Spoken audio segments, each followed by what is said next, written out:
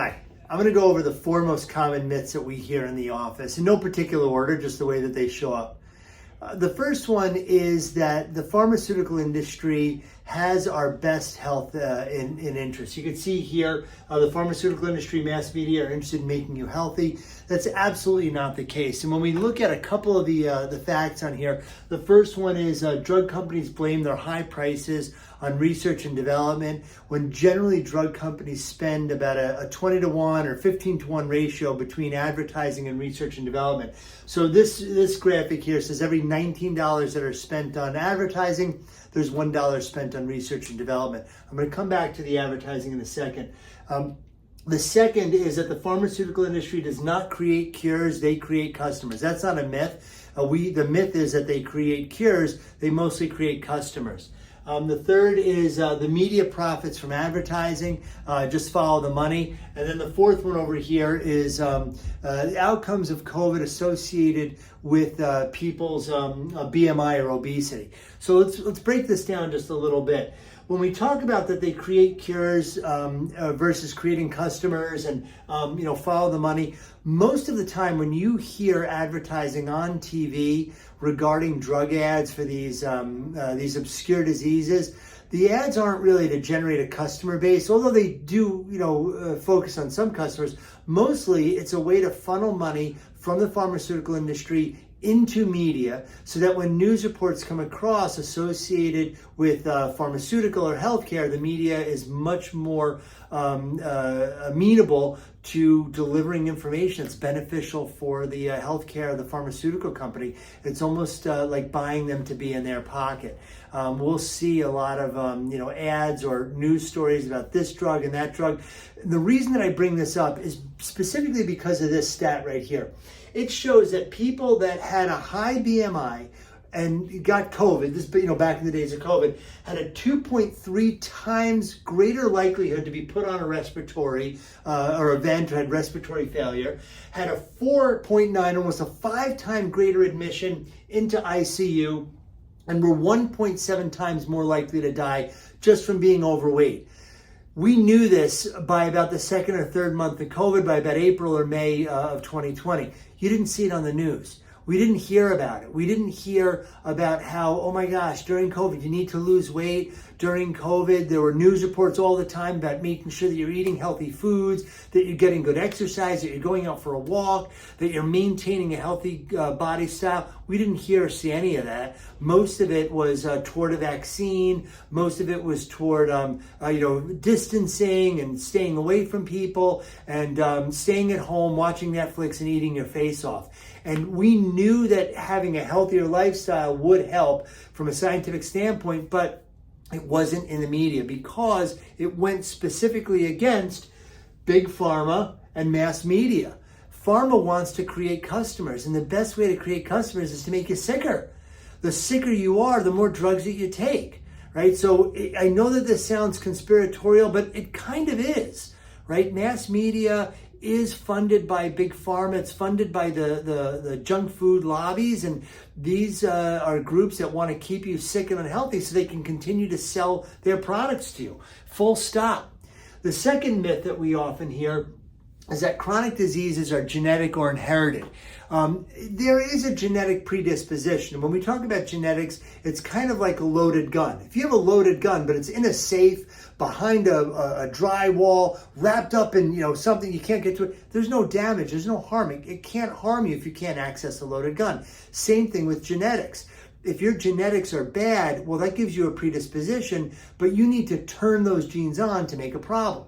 So if genetics were the cause, now we've had the same genes as a population for a very long time, for at least a couple hundred years, or at least as far back as 2002, we've been genetically the same. Now the green is for 2030 projections. The red is 2010 numbers, and the blue is 2002 numbers. So we could see United States, Brazil, Germany, and China, cardiovascular disease. From 2002 to 2010, it went from 20 to 25%. We can see obesity went up. We can see cancer rates went up. We can see type 2 diabetes rates went up. In all of these countries, which have genetically the same pool over a small period of time. So if the genetics were the same, why would we see increasing rates? We see increasing rates because it's not the gene that causes the problem. It's not the gun that's the problem. It's the finger that pulls the trigger. It's a person who's turning on the gun to launch a bullet. It's the person who's using their environmental exposure and their lifestyles to turn on these genes and turn on these disease processes. Chronic disease is not genetic, it's not inherited, there's a predisposition, but it's less than 5 or 10% of all cases are genetic. The majority are lifestyle. Here's a third one. Lifestyle management doesn't work as well as medicine. And I get this a lot, like, oh, well, my doctor said I need to go on a statin. Oh, did they really? Well, they did. I mean, they said you could eat better and exercise, but you know what? The statin is just so much easier. That's generally the way that we hear it given to us by the medical community.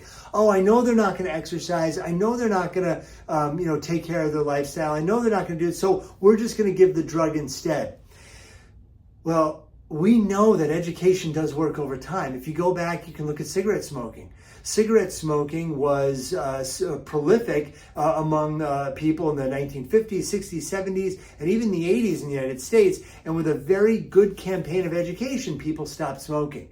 When I was a kid in the 80s, nobody wore seatbelts. You ran around the car, you'd sit on the floorboard, whatever you want. After an education system, we started wearing seatbelts, and people resisted at first, but through education, people could understand.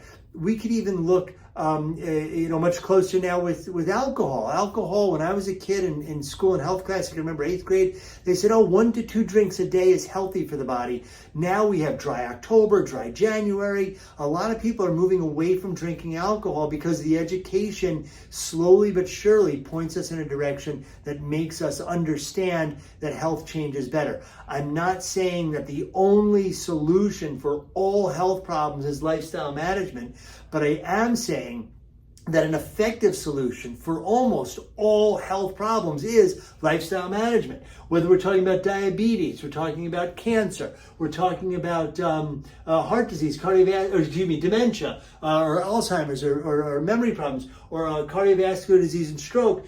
Every single one of these, the American Heart Association, the National Institutes of Aging, the American Cancer Society, American Diabetes Association, all of these groups do promote lifestyle as the first line of defense and the first line of treatment. And it's something that we hear, oh, my doctor said, you know what, don't believe it. It's absolutely true. You should be doing lifestyle management. Here's another one that we hear, another common myth. Oh, chiropractic causes stroke. This is something that's been handed down generation after generation after generation. The data just doesn't support it. Here's a publication that Don Murphy wrote this, Cervical Manipulation and the Myth of Stroke. The data just doesn't support it. What we do know is that people who are having a stroke sometimes seek treatment. We do know that people having a stroke many times will have headache-type pain, and they will seek treatment in the chiropractic office.